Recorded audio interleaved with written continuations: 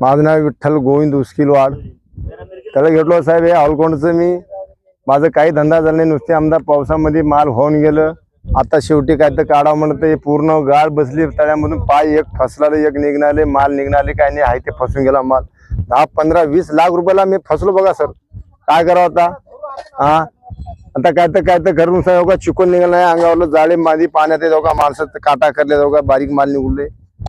पाऊस नसल्यामुळे हो का नुसतं पाऊस आटून गेलं तळ, आणि नुसतं गाळ झाली तळ्यामध्ये. नुसते गाळ बी मध्ये जायला चेना गेलं आम्हाला.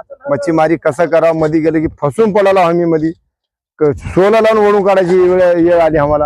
आणि हाय ते माल मध्येच चिखलामध्ये मरून चालले. आता आम्ही कसं करावं साहेब? आमचं नुकसान दुनियाचं झालं. आमचं 25-30 लाख रुपयाला आम्ही टोपी बसली आम्हाला. आम्ही कसं करावं? गरीब माणसं, मच्छीमारी करून खाणारे माणसं आम्ही.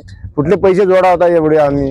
हा, काय नाही हो का. पाणी एक एकरभर पाणी राहिलं, आता गेलं पार.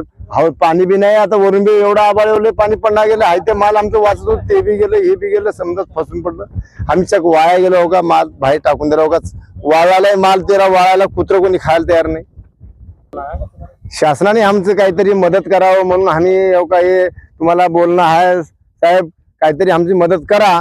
काहीतरी गेल्या वर्षी काय तर बरं झालं. आमदा काय नाही, एवढा पावसाळा येऊन मी पुरा घेऊन गेला माल. आणि हाय तेवढं माल निघालं मला गेलं तर इथं गाडीमध्ये फसून पडलो. हाय ते तळ वाळून गेलं. पाऊस टिकून नाही गेलं, काही नाही गेलं. आता एवढा आभाळ एवढा तरी पाऊस नाही, कोणीकडे पडाले काही नाही. कसं करावं आम्ही? कसं पैसे घालावायला, पिल्लू कसं बनवा होता.